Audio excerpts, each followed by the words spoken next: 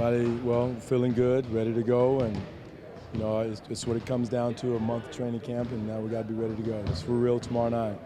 Sick of talking about preseason and just ready to actually get it going. Exactly, because there's nothing really new. So, when it's all said and done, what would make this, in your mind, a successful season?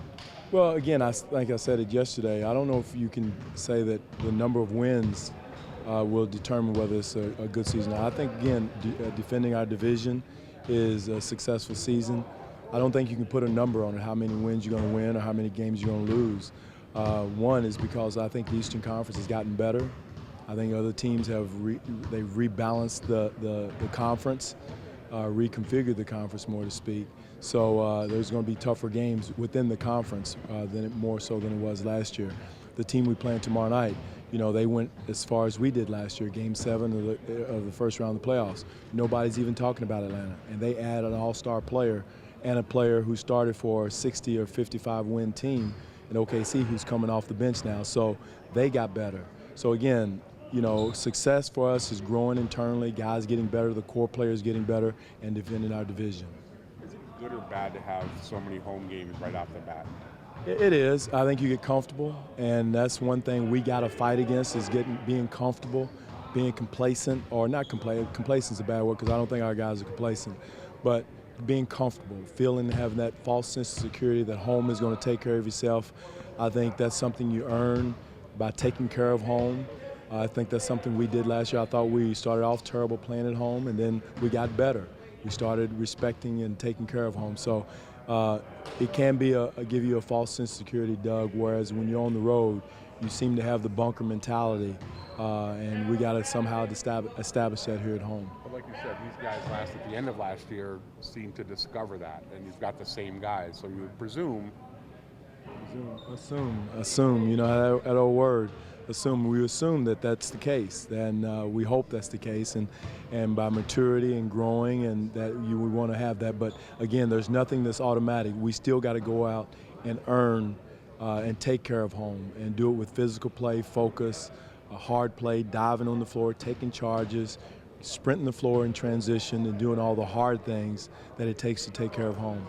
People talk about this team and expectations, which haven't been there in the past for maybe a decade. Are they good or bad? Is that a good or a bad thing?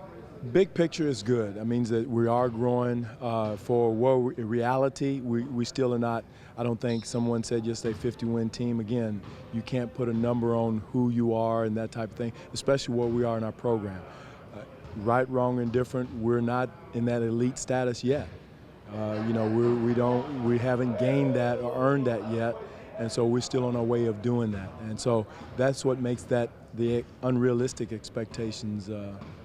Some people tend to shy away from them. They say, "Oh, we have expectations," and some people embrace them. Hey, we are good. Well, we have to embrace them because they're there, but it doesn't make it the right expectation, of who we really are. I've been on teams that, won 60 games, 58 games, and we still approach it like we have a chip on our shoulder. You have to. If you go out until you establish yourself of being a continual championship team, you can feel that way. But coming from where we are, where we're going, we have no right to feel that way, and we got to continue to have that chip on our shoulder of the underdog. There is a sense that comes from Azai that there's a level of defiance, like the F Brooklyn, screw you, we're real, we're for real. Does that carry over down here? Yeah, I think our guys feel that way, and it's good that they feel that way, and that's the difference. You got to have that edge of saying, hey, we belong, but you got to earn and scratch and claw to get there. And I would say we're still scratching and clawing to say that to people, hey, we're here, we're for real, but you got to prove it on the floor, and that's the attitude that we're trying to establish, not the fact, okay, we're here, expectations high, they're going to take care of it. No. It doesn't work that way.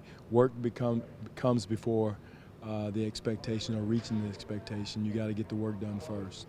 You mentioned a little bit, but what is adding Horford and Millsap? I mean, they might not be the tallest guys, but there's not going to be a lot of front courts wider than those guys. Right. They're two all-star players, Al Horford and Millsap both. And again, you got Cephalosha, who started for a 60, 55-win team in OKC, now coming off the bench. So you've got a more talented player now coming off the bench. So they've added to their team by getting Horford healthy. So they're, and plus the expectations for them are not there. I don't hear anybody talking about Atlanta, and they've been to the playoffs how many years in a row. So their program is set, it's in stone, and we're trying to get to that level of who we really are. Lou called last season in Atlanta a bit of a throwaway year just because of the injury and recovering. Says he's feeling completely different this year. Is it just a matter of getting healthy, or have you seen a change in him? The difference between those two players is totally different. I think he's healthy now. He's got to get back to get the rust off and get back in rhythm, but there's no hang-ups with his health, with his knee, and he's moving much better. I watched film of him playing against him last year, and he looked like a different person. So he's probably right, and it usually takes over a year for those type of surgeries to really fully heal, and he's getting to that point now.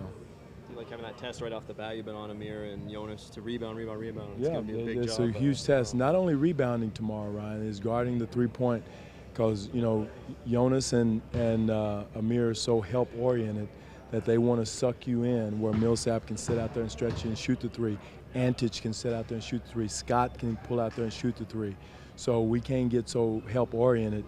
And we got to help, but we got to remember to get back in and recover to our three-point shooter.